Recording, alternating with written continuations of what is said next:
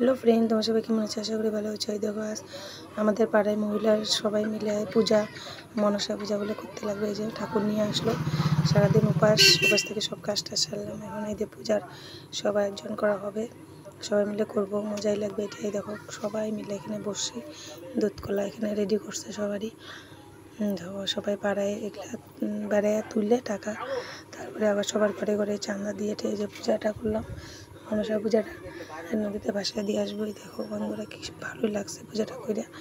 এখন নদীতে যে হয়ে গেছে পূজা, নদীতে ভাসাতে যাবো। দেখো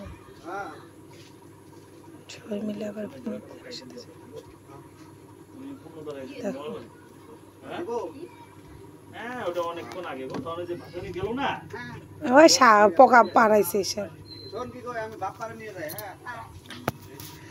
দেখো